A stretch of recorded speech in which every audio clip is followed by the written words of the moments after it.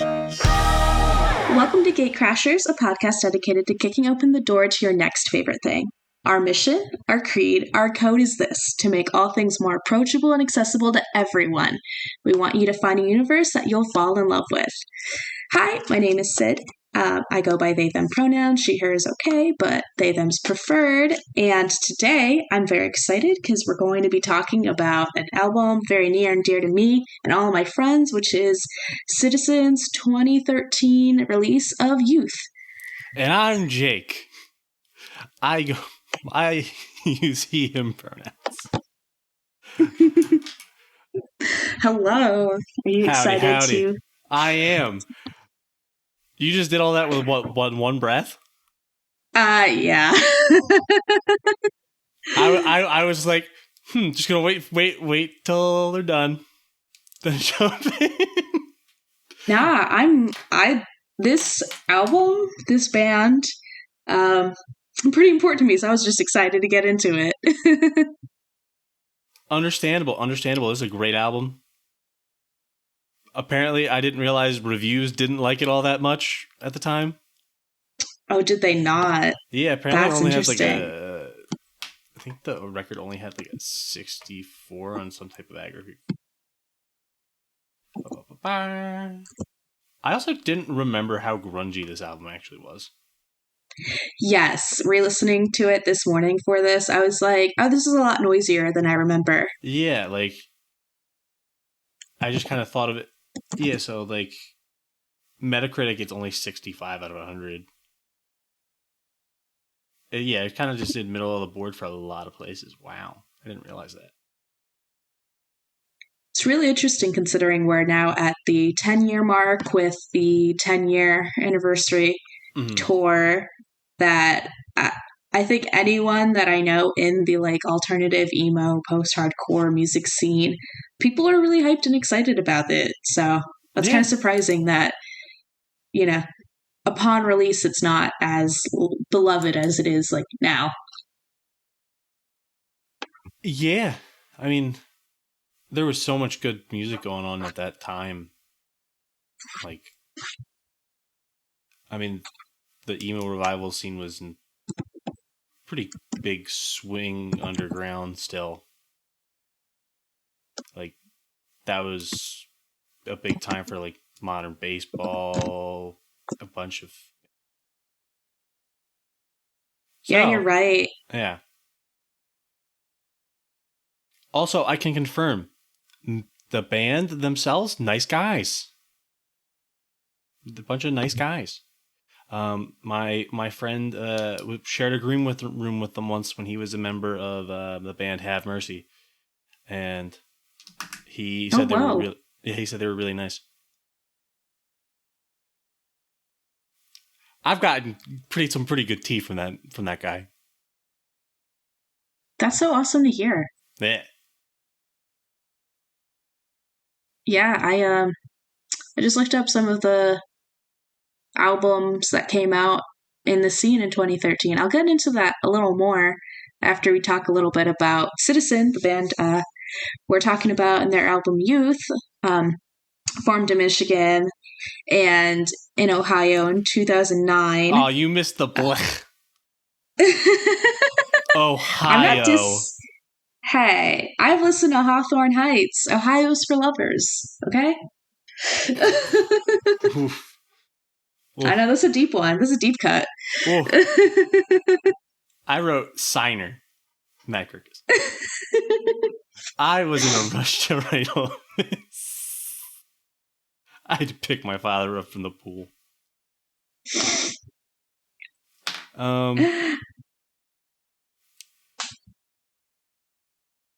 Continue. But yeah, they formed in 2009 after their singer Matt left his role as drummer of a metalcore band called The Sound of Glory, and then joining him were fellow Sound of Glory members Nick and Eric Ham, who have been the main members of the band since the beginning, and then they're now the only current members. They wrote and recorded the album Youth in 2013, and it has a more grunge and emo style than their original melodic hardcore sound. Now, I don't know about you, Jake, but I haven't listened to The Sound of Glory, like, at all. I didn't know they existed until I read the Wikipedia to write that little bit. Yeah, that's like the fun thing about, these sort of bands is that like you find out once you start digging around that they've been involved in like, I'm exaggerating, but oftentimes it's like, oh yeah, they've been like a part of like these other 2 or 3 like metalcore, hardcore, punk bands. And it always feels like they come from aggressive musical backgrounds, and then like the sound that they like settle at is like much more mellow in comparison. Well, yeah, they've only gotten more and more mellow over time. Like, I don't know if you listen to Matt's solo stuff, but I do a lot. And it is a lot softer than this. Yeah, no, I've never listened to any of their solo stuff. In fact, I really only listen to like this album. I have this weird thing with music where I think especially because this came out 10 years ago. So I was like 16 when this album came out. So like a lot of the post-hardcore and like emo and like pop punk or like things of that vein, like there's a few albums of this time period that like really stuck with me. And then I've never ventured like to listen to more of that band. I'm just like, oh yeah, they have this album. I like it. I put it on and it's very nostalgic, but I'm really bad about like digging further into those roots. See, I'm kind of a trash goblin when it comes to music. Like, I'll just start rooting around for anything to listen to that's new. And occasionally I'll come back to these bands and see what they're doing after a few years. Like Turnover, who Citizen had a split with. I was really into them, and I think around the same time they had their I think 2013 is when their first album came out as well. So yeah, I was listening to them a lot. And after the third album, I fell off, but that's also because I heard that one of the members had an allegation against them. I was like, oh, that sucks. I don't feel comfortable listening to this. Only to realize, like, within the last, like, year, to realize they kicked that guy out. I was like, oh, they did the right thing. I feel okay listening to them now.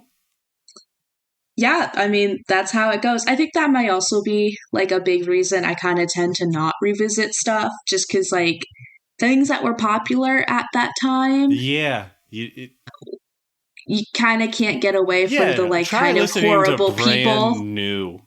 Yeah, I was like, that's the one I was about to be. I was like, Jesse Lacey was kind of the thing. He brags about it in the newest stuff, apparently. Oof. But, like, this time, this 2013, Sempiternal from Bring Me the Horizon came out. DGD had Acceptance Speech, which I remember was kind of like one of those like pivotal moments in DGD after, Tillian had some stuff under his belt. And now, look at them now. Hold on, I'm trying to remember who DGG is. Dance Gavin Dance. Their lead. Yeah, that's right. Wasn't big into them because I think by this point I was already moving out of the heavier stuff for a while. I mean, of course, I always listened to. Like, I stopped listening to metalcore around that time. Yeah, I think that's very valid. I was very knee deep into like MySpace core sort of music, so it's like. Oh yeah, no, I had Teased Hair. Oh yeah, I listened to the crunk core. Oh yeah, we miss those days. At least I do. And that's why I like hyperpop, because it's like crunk core but better, and not. Yes. Exactly. I was actually just talking to someone about that. I was like, I'm pretty sure the like Hatsune Miku crossover into alternative culture online is what paved the way for me to like hyperpop. Oof. I know that now we're getting into some really rough music territory. It's because like the layers of like being on MySpace, the adjacency of like crunkcore to like, like anime and nightcore and like AMVs, and then the adjacency of that to like how it like those sounds Dan start. Recently discovered AMVs. Ooh, amazing. He loves them apparently. I was never into him, but who knows? Maybe he'll really like a Rock Lee fight that's got a Linkin Park over it or something like that. Yeah, those go hard. Yeah. But yeah, for people who are like tuning in and you're kind of trying to get the vibe of like what Citizen is as a band, listening back to this album, it really reminds me of the band Movements, which is still fairly popular nowadays. I think if you're like in that scene at all and you know that band, it's like Movements and the band Pity Sex kind of like had a baby, sort of. And then that's Citizen, and even then, that doesn't feel the most accurate because I think Citizen has a very unique and special sound that, like, yeah, I feel that like may bleed into others. This album, especially, could have been something that Matt Reeves would put on that Batman movie. You know? Yeah, yeah. It like has a lot of like everything in it, Yeah. from like pop punk to just straight indie to just like noise to just like it's a good emo record. Yeah, it's a good emo. Yeah, that's the best. If you like emo music, if you are like a sad, angsty, emo, melancholy, you're a little too in your feels. Yeah, this it's a very the one. big coming of age record. Yeah, for sad, angsty people. So, before we get into more discussion, go listen to Youth People. It's a pretty good record. And then go listen to Matt Kirkus' song Dogwood, because it's a good song. Go get a journal, listen to Youth, go outside, write about the world. You'll feel better about yourself. And we're back. Because you're back. You just listened to the album probably. Maybe. Who knows? Maybe. Hopefully. I hope. Maybe you listen to Dogwood too, like I suggested. Yeah, maybe you did buy a journal specifically because of this episode, and you did in fact, maybe you also like bought a powdered wig and like a quill and an inkwell. It's 10 years. It's old. Yeah, became really dedicated to being like a traditional emo. Yeah. But yeah, wow, this album is still so great upon a re-listen. It's been a little while. I was so excited when, we were talking about stuff to cover and this album came up. I was like, oh, I'm like so there. Yeah, I don't remember what else Dan was throwing out there. Granted, hopefully eventually we'll get to record the other one we talked about. Oh yeah, that'll be fun. But more on that later. Yeah. So the first song, Roam the Room. Gosh, I got some.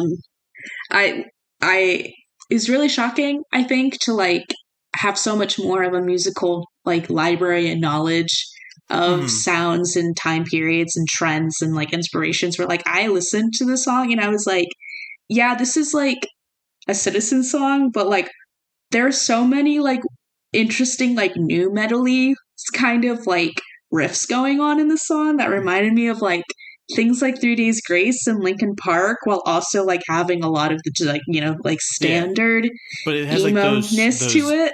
It's got like those post-hardcore dips when the lyrics start going, and then it kicks off throughout the whole record. Yeah, it gets super noisy and that post-hardcore stuff. It's like it has this like grittiness to it that when you mix it with like that sort of like new metal like aggressiveness, it just comes off as just like very authentically like you can emotional. Really feel where they were coming from at that time. Yeah, I could just imagine like hearing these songs like in a house show, and they're just like swallowing the mic, just like bearing their soul on the page.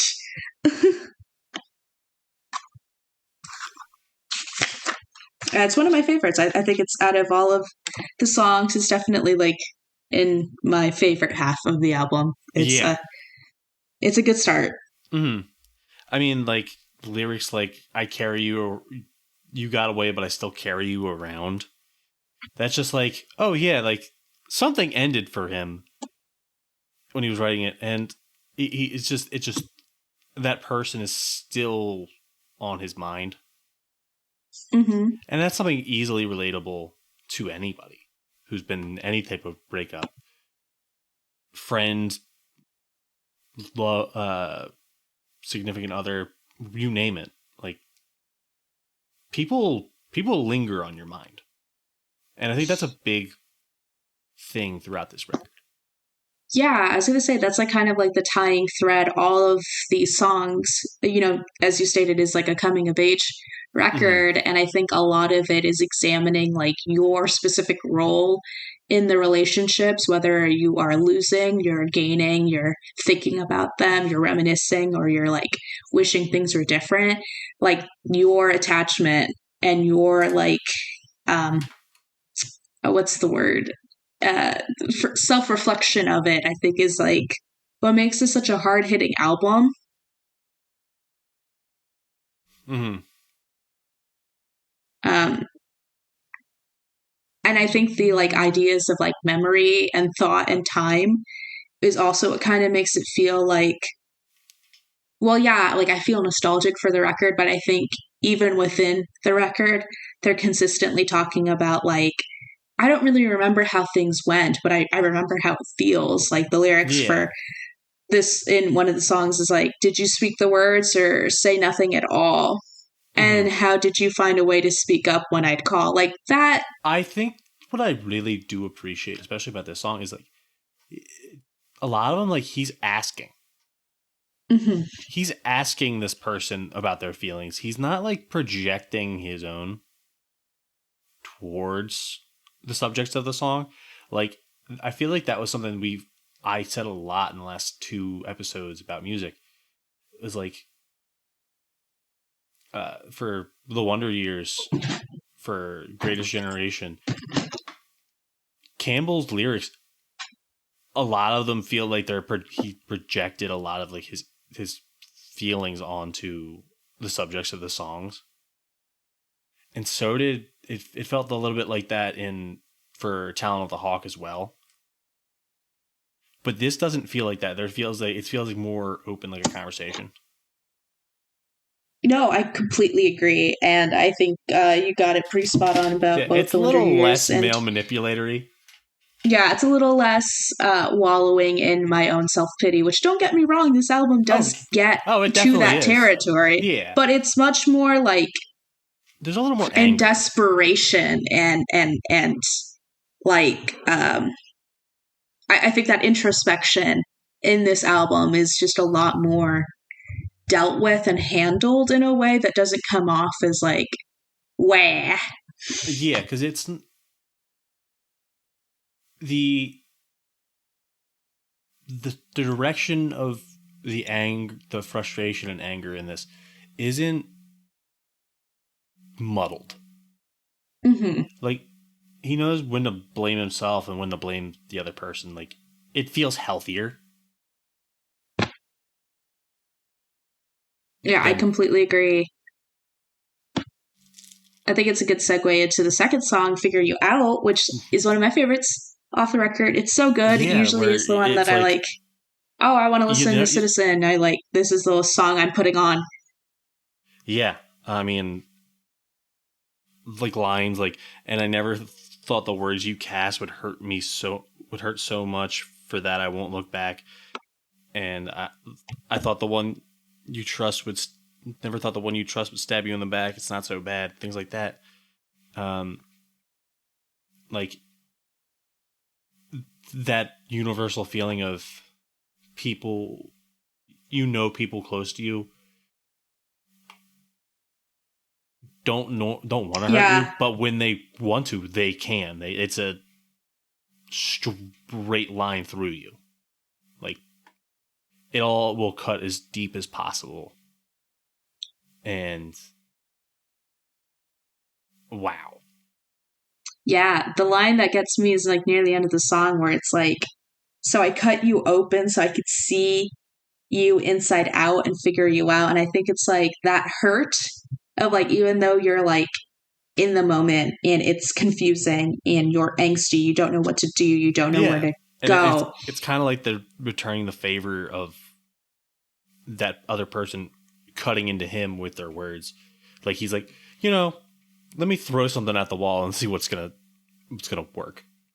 Yeah, and it's so biting because it's like, not only do you want to like enact harm against someone who has harmed you, but you also want to know where it's coming from while doing said harm. So I think it's like this very multi-layered sense of awareness of like, I'm hurt and I don't know what to do about it, but the only way I know how to like empathize with you is to like also hurt you, which I think in the realm of like coming of age stuff, I think is like a really important aspect that, I feel a lot more mellowed out as a person. So like, I really relate to like, you don't need to like hurt someone else to like empathize with them.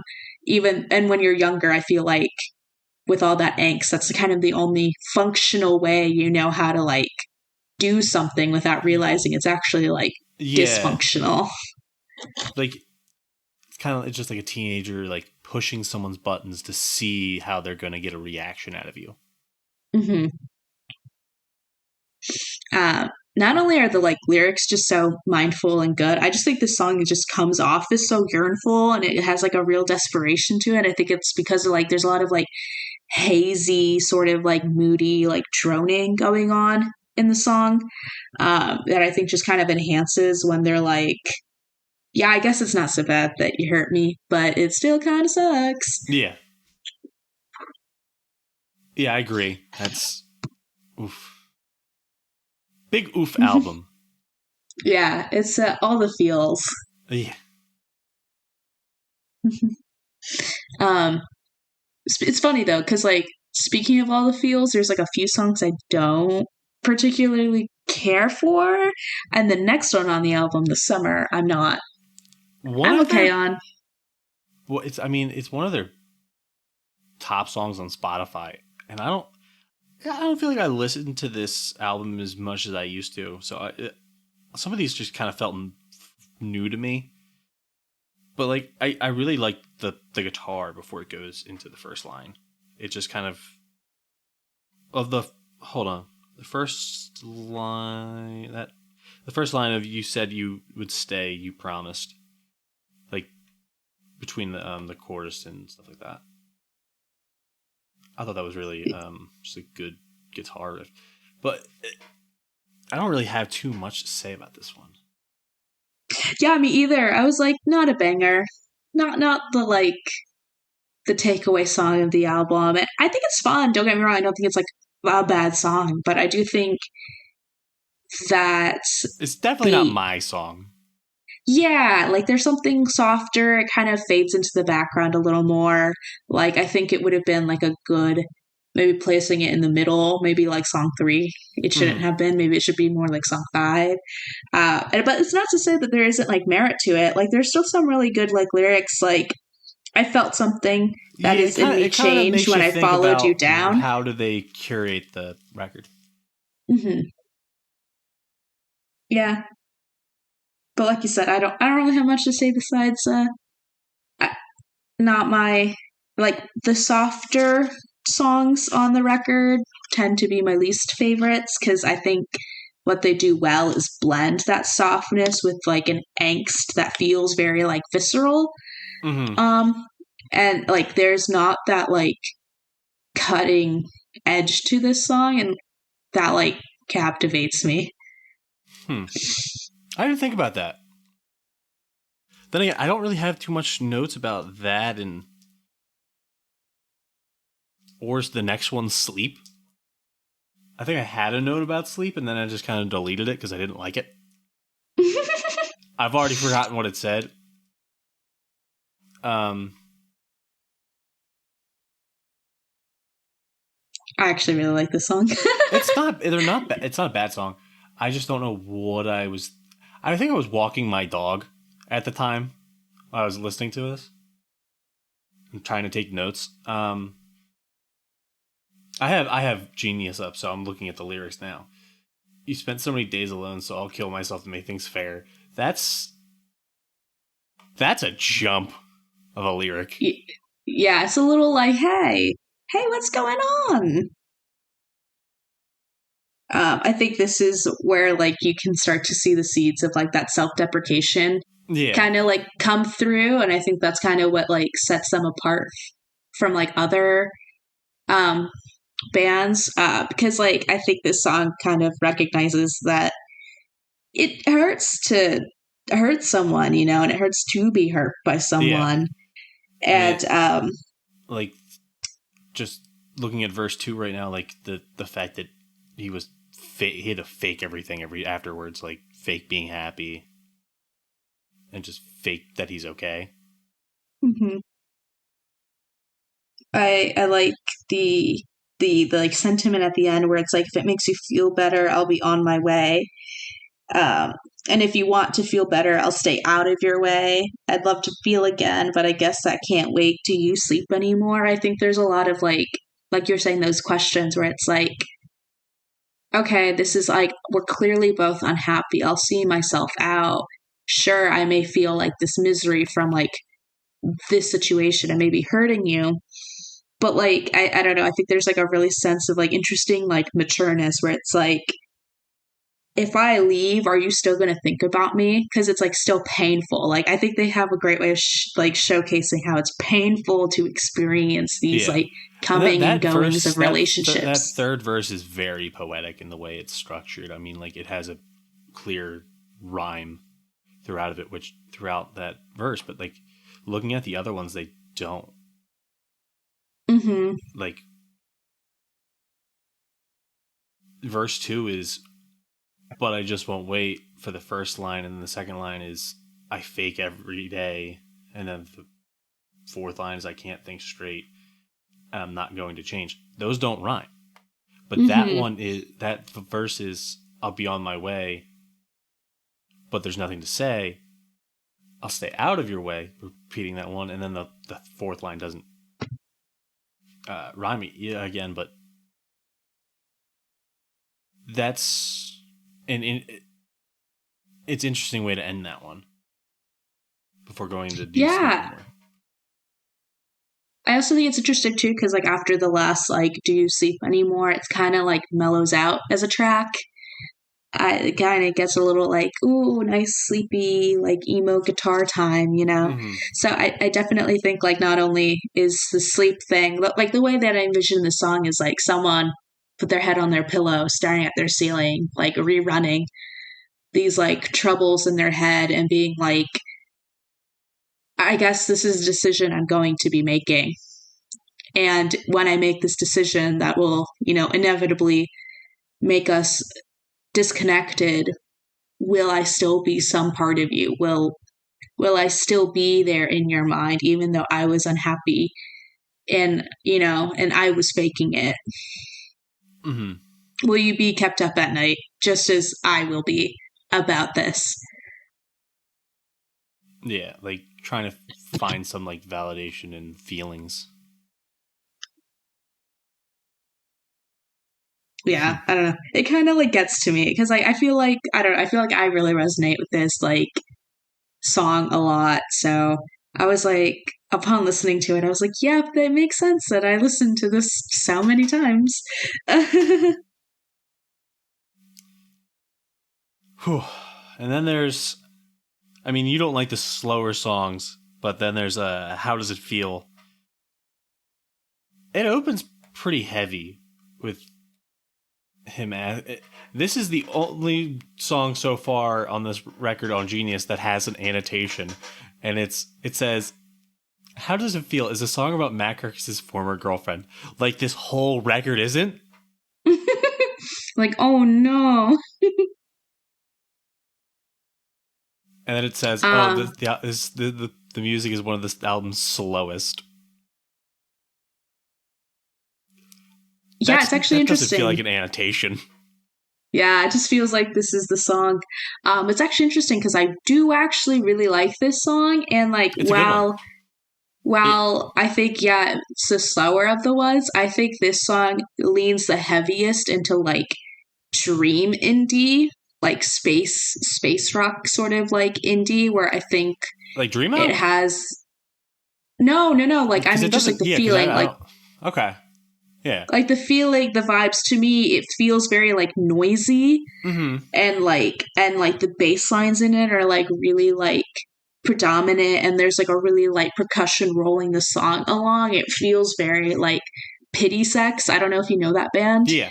Yeah. Um, it feels very reminiscent of that sort of like indie rock that is like teetering this line of being very angsty and emotional while Mm-hmm. also kind of like being so like rhythmic. And I feel like that has to be intentional, given like the end of this song where they're constantly repeating like, are you still going to walk out alone? Like, how does it feel to let go? Are you still going to walk out alone of Mm-hmm. everything that you know? And like, I feel like that's like on purpose. So like, I don't know. I think this song is very like crafted and purposeful. Mm-hmm. It also feels really straightforward at times, but like it's Mm-hmm. all a question. It's all questions. It's all that like thirst for insight that you feel throughout this record. Like he just wants to understand her feelings. Yeah. It When I get it broke up gets with my first boyfriend, oof.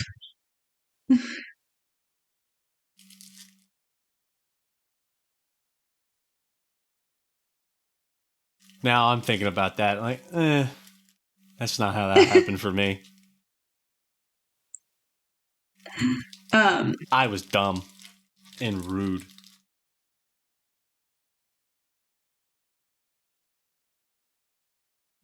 yeah, but I kind of think that's like the interesting part of this record is that I think that even though it wasn't like received well, I Yeah. think it's aged very well. Like, Mm-hmm. because I think it like poses a lot of these very universal questions of It's like, super relatable, mm-hmm, especially the next song because I relate to this a lot.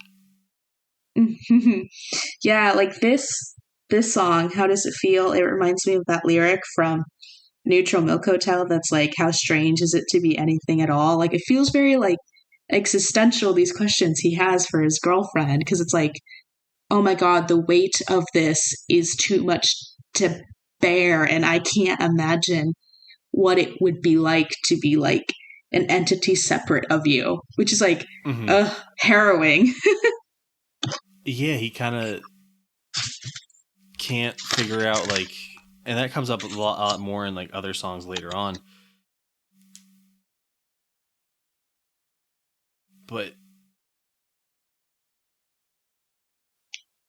he's trying to pace out life without.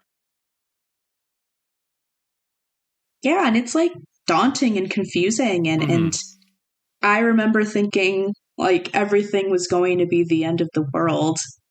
um, and now I like look back at it and it's like, oh, that wasn't even like the tip of the iceberg.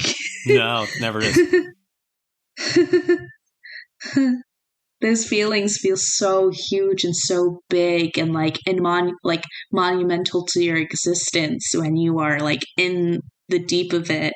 And I think taking me back to that time period 10 years ago, I was like a completely different person with a completely emotional toolkit that it's like, no wonder this was like swelling in my heart consistently. And like every other person I knew was listening to this album, you know? Mm-hmm. Yeah, Crazy. it hits you like a freight train when you're a kid. Yeah.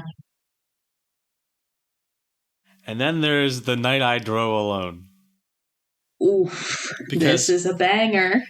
who doesn't think about driving their car, crashing their car, or in some cases a forklift like I used to think about before I got into therapy, into a wall or a tree or something like that when you're really just unhinged a little bit. But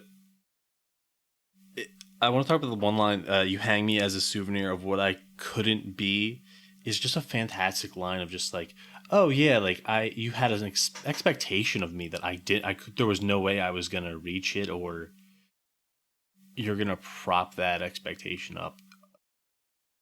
and just kind of hold it out of reach, and there's nothing I can do to change myself to be that person. Yeah, it's rough. The note that I wrote for The Night I Drove Alone, I was like, probably the most influential song to my music taste in this realm of stuff, because like this directly leads me to like La Dispute. And that is, it's also their biggest song. Yeah. How does it feel has 13 million listens? This one has 21 million. Yeah. Just on Spotify. And just the way the song ends, and you talk like someone else. Yeah, it's because he doesn't know. This is another recurring theme for him, like kind of watching a person you were heavily involved with as an outsider of their life now. And I think that was a big thing in Roam the Room, which I should have mentioned because I had a note about it. And I was trying to remember which song I wrote it for, but I didn't say it because I'm dumb. But yeah. This one also has this one actually has real annotations. Oh, yeah. Yeah, like both the verses and the chorus.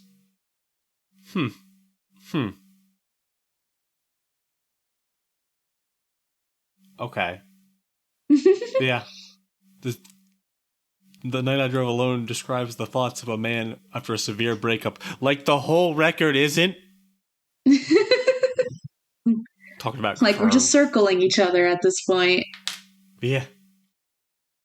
Yeah, this song, like, I think, re-listening to it and, like, considering that, like, I heard Citizen pretty early on in my, like, don't get me wrong, I was already listening to, like, music in this realm, but, like, not to the extent of which, like, being, like 10 years ago when I was, like, 16, where, like, a lot, like, being not just aware and having access to this sort of music, but, like, also, like, in the deep throes of, like, puberty and like first relationships and like the general sort of like, oh, I'm gonna be like a person in a couple of years. I mean, where like sticks. This came out when I was, what month did this come out? I was either 17 or 18, so I was,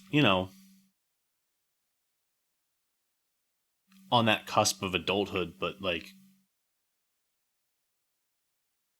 not completely there yet. Mm-hmm. So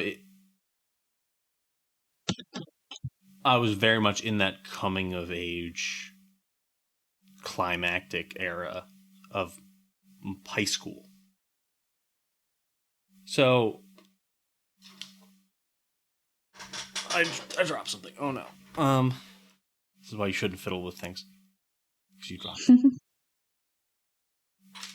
Yeah. So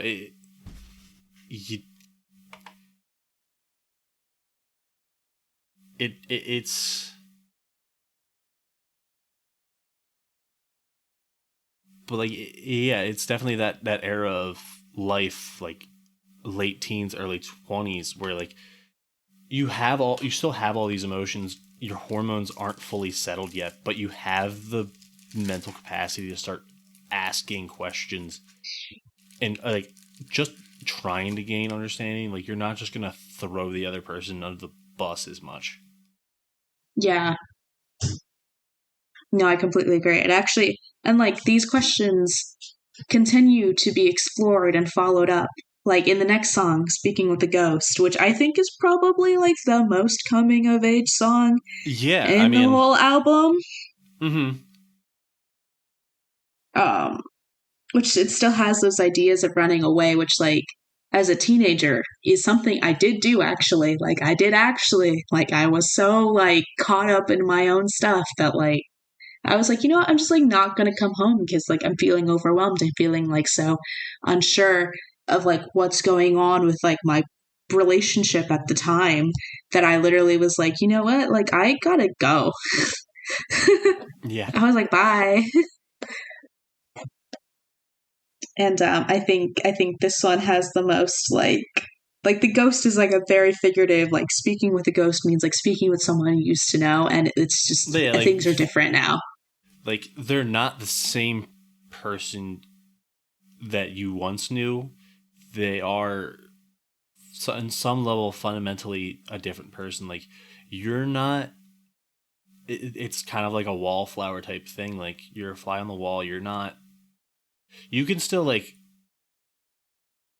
You have an image of them in your head, like a snapshot of who they were when you were together, and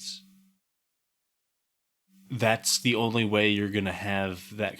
The only way you're gonna have conversation with that version of them is if you have these old conversations in your head. You look over old text messages, things like that. You know, things that aren't necessarily healthy in the process of moving on, Hmm. but they feel they're an inevitable part of any breakup.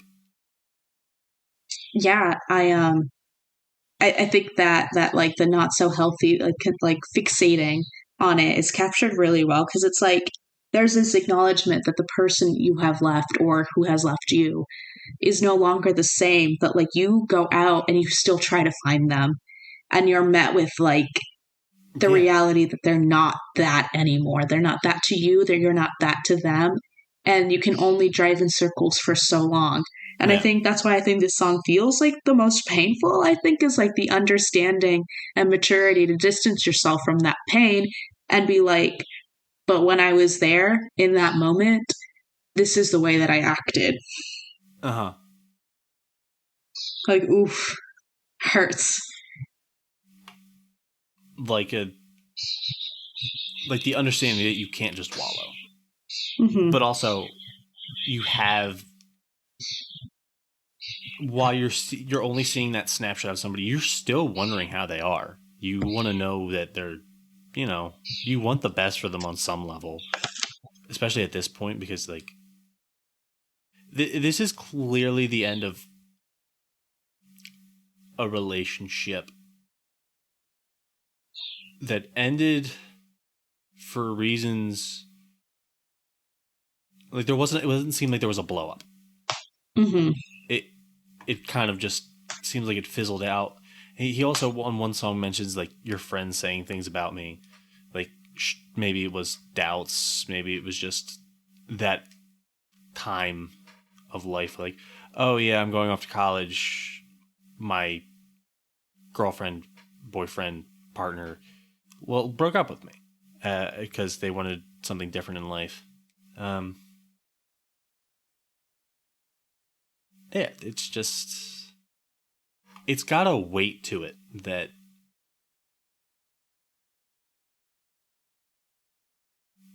Yeah, I completely get what you mean. It's just it hits in a very like raw spot where it's in that sweet spot of angst and self wallowing that recognizes it's okay to like indulge in these feelings sometimes, but then it's like the double edged sword of like when you do that, you will be unhappy with what you find out and what you meet, and it hurts to start seeing the signs of like they've moved on and they're different and I haven't.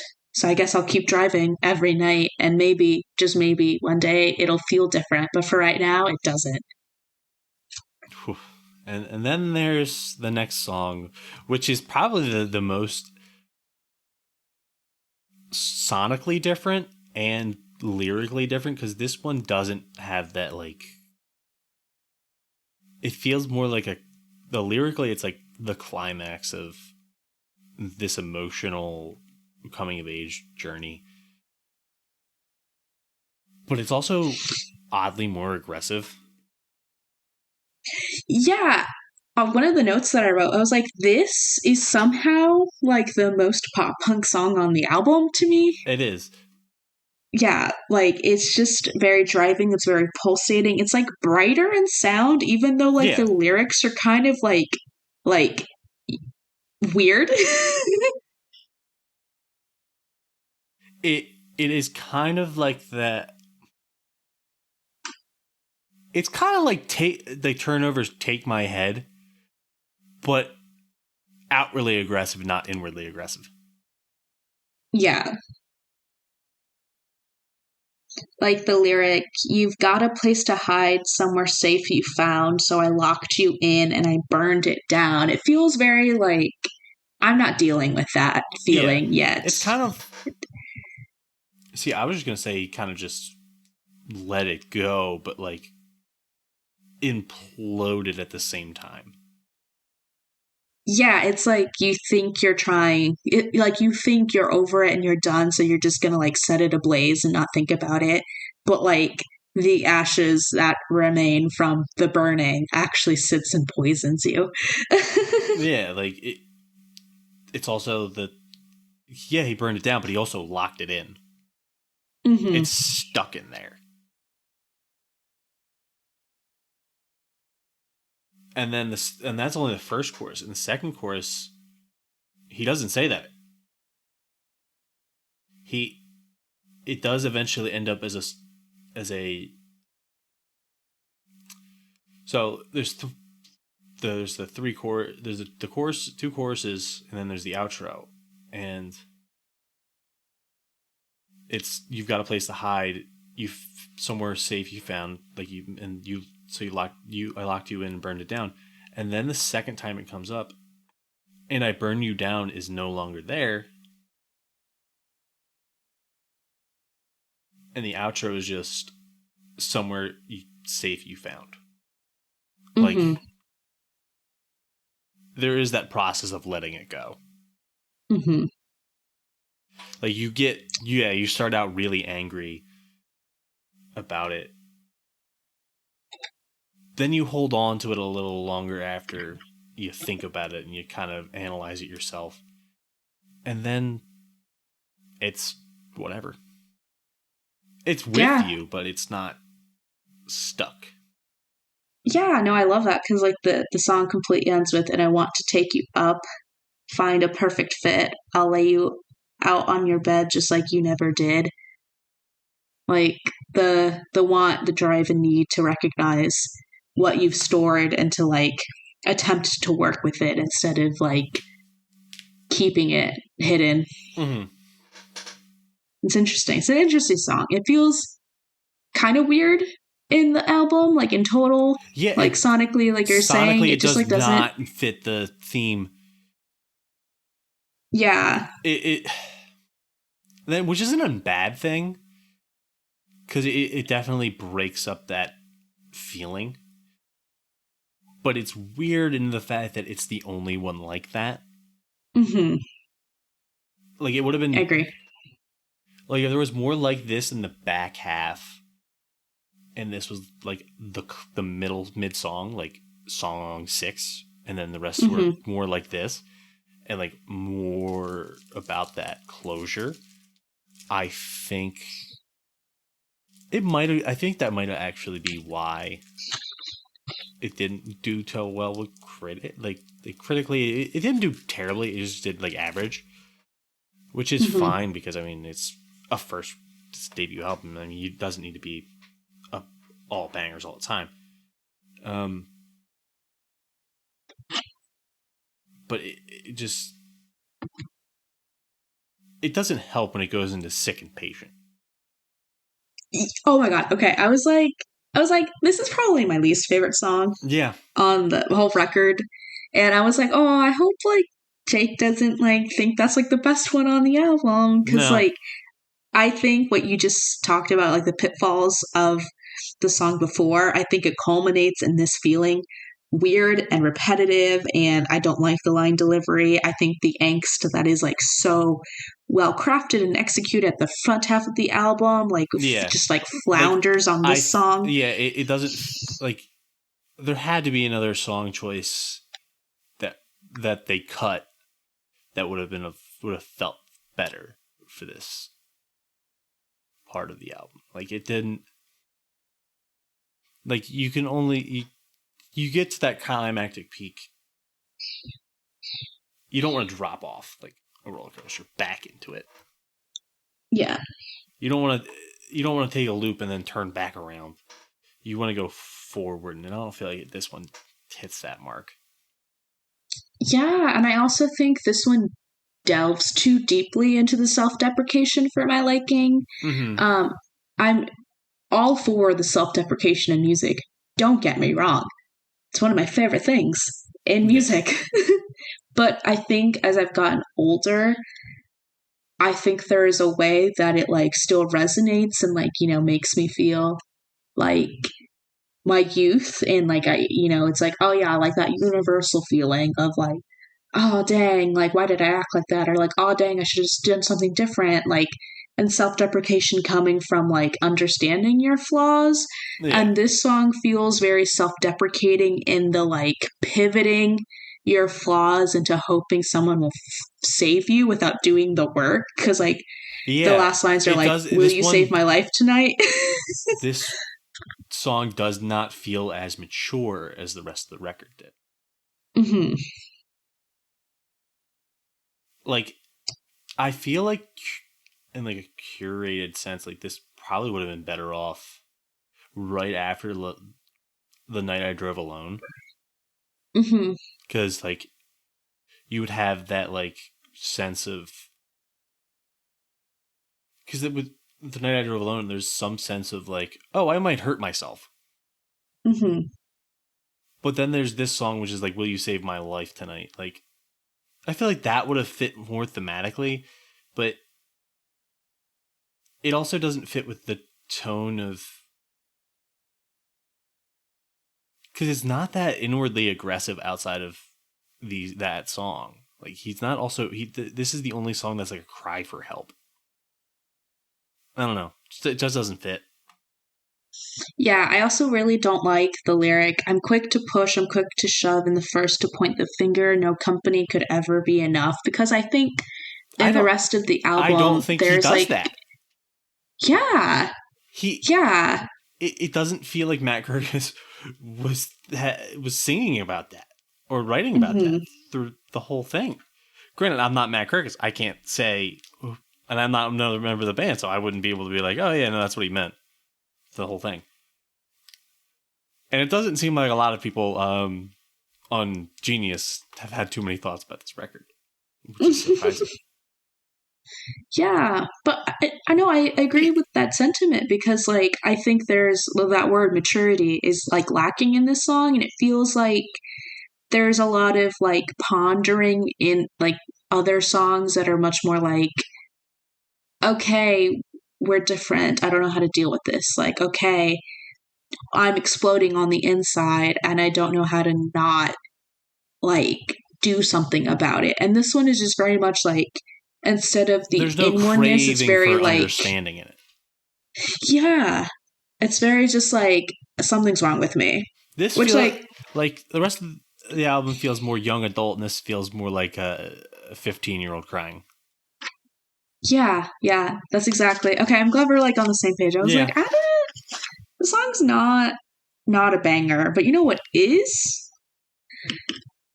Drawn Out. Yep. Banger. Iconic. That girl. That girl. That's what I wrote in my notes. I wrote in succession: banger, iconic, that girl.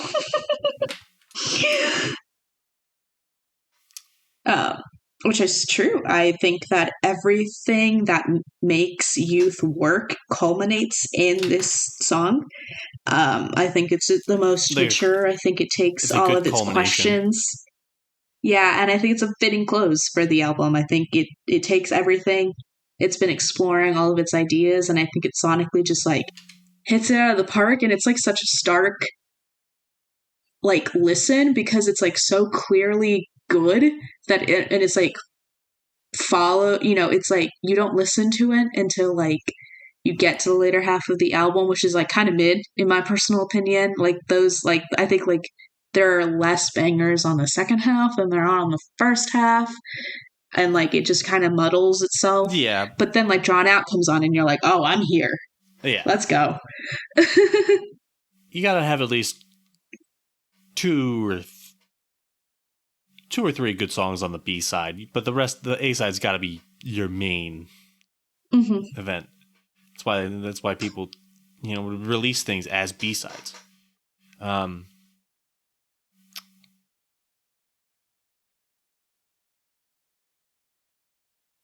Yeah, I just like love the lyricism. Like, slow down. I want to watch you on your own now. I've been keeping quiet for a while now that you're fine.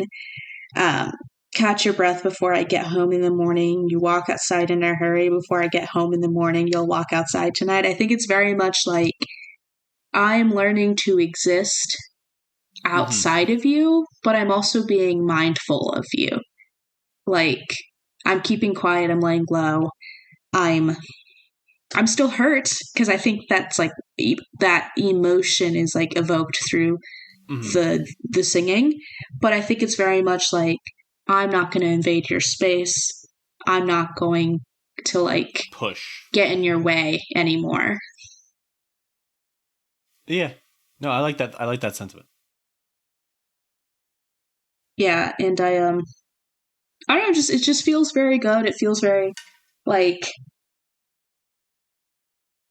all of this hurt, all of this anger, it's not for nothing. And at the end of the day, like, I'll learn to be okay.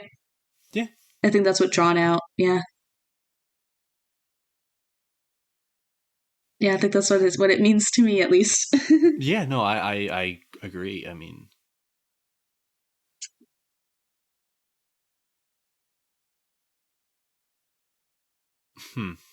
I don't have too much to say. I ran out a little bit of time when I was listening to it the second time when I was taking notes. That and I couldn't take notes while listening to this one because I was driving. Understandable. Yeah. But yeah, I think holistically, it does tie it up with a neat bow. Yeah, and you just it's like okay, we're back to form. Like, if this is a present, like there's only like two pieces that are like two corners that are like kind of jagged, and that's kind of the two songs previously. And this is a good bow on it. Yeah, and it still holds up. I'm not going to be able to see their 10-year anniversary tour for this album, but I thought you said you were. I was trying to, and originally I was going to, but I have some stuff going on that like the dates just conflict. Riggedy rough. So like, I know, yeah, and this was like I didn't find out that like that will like conflict until like literally like a week ago. Ooh. Yeah, because you seemed excited. I know. I was like, ooh. Yeah. It's supposed to be like me and a couple of my good friends who like we all listen to like, this kind of music and like used to be my roommate, like we were all gonna go to Chicago because I'm not that far from Chicago. And then, as we're following up on stuff, I was like, yeah, I just gotta like check on this one thing, and then like I got a hard date for this other thing, and I was like, ooh, it's literally the same weekend. Ouch. I know. But also, like, this year of music, 2013, is Survived by Touche Amore came out. Pup Self-Titled came out. Sempiternal from Bring Me the Horizon came out. Like, I like Hands Like Houses, so, like, Unimagined, always a banger. But, like, you have No Place by A Lot Like Birds. They're just bangers in this scene at this time. Daysha with Self-Titled, which I've seen them live. They're very good live. I don't know if they like tour anymore. But Turnover's Magnolia came out that year, which I was really into. Damn, that was a good year. I mean, got Talon of the Hawk. You got The Greatest Generation, which me and Dan both covered, and Gab. Damn. I mean, this was like the big time of the emo revival movement. Like, I feel like 2012 was where it started in like 2008, and then I think it hit its stride in 2012, and then it just kept rising, and people kind of started recognizing it as that. Mm-hmm. What else? Yeah, it's just like a crazy year because it's also the year that like Save Rock and Roll from Fall Out Boy came out, and like so people were like very interested in like what was going on in the scene because they're like Fall Out Boy, they're back. So like things are shaking up in the scene, and I think the only thing that's a shame is there was a lot of bands that formed in 2013 that put out their like big records, and now like they're all dickheads, so you can't listen to them anymore. Yeah, that's another thing. It's like it's hard. It's definitely like Mm-hmm. grain of salt and like pretend you do not see when certain bands just like come up and this, and like even to this day I still have like my Spotify account has so much songs that like occasionally I'd be like, why is this on my stuff right now? Delete. Or like news comes out and you're just like, okay, well, just gonna take all that stuff out now and just pretend I've never listened to it in my life. if there was a band that was that had enough songs on my playlist in the years since then, I'd just make a new one. Yeah, we're like, okay, that's enough. But it's still a solid record, and I really encourage people to give them a listen. I encourage people to kind of listen to stuff within that realm of it. I think Citizen balances a lot of different sounds really well, and I think you could listen to like a band like Movements, which is like very melodramatic emo with like kind of an aggressive sort of tone. I mean, they're pretty straight in their post-hardcore, at least originally that time. Mm-hmm. Yeah, they've softened up a little bit too. Now you have songs like Cherry Thrill, which are bangers. Yeah, but super different. Yeah, and that's like I think other bands similar to Citizen, like I don't know, I could recommend like Tiger's Jaw or like Tiger's, like especially at that time, like Tiger's Jaw, Have Mercy, which I mentioned before, the original Turnover record, Magnolia. Well, is that their first? No, I don't remember. Magnolia, like things like that kind of like really fit that era. Mm-hmm. Yeah. And it even makes me say like, hey, there are some sounds that kind of resemble Deftones. Like just sonically, if you want something that's got a little bit more like droniness to it, and maybe instead of angst, you replace it with like sexual anguish, maybe? Is that allowed to be said? Like, I could even say comfortably. I don't care. I was like, there's so many tidbits within Citizen that I think, like, you can spawn a bunch of different bands just from, like, one particular song, you know? And I think that's kind of beautiful because I think that means that on this re-listen, that it's just it just is so well. It sounds clean. It sounds good. It sounds reminiscent of like other things I really like without being too carbon copy, while still having a very unique emotional aspect to them. That like, yeah, listen to Citizen. They're good. Yeah, it is very good. And if you like the vocals, go listen to Matt Kirkus' solo stuff. Also pretty good. Yeah. I'll give them a listen. Yeah. And if you want to hear anything else from Gatecrashers, check us out on gatecrashers.fan and various other places like Instagram, Twitter, TikTok. That's right. There is TikTok. Mm-hmm.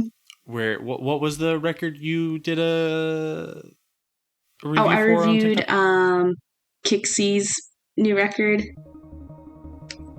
Yes. That's right. Which was really good. I really liked it a lot. Thought it was very fun. Thought it was very unique. It's called Slouch. I'd highly recommend. So yeah, if you have any more interest in Gatecrasher stuff, check us out at those places I mentioned before. And have a nice one. Bye.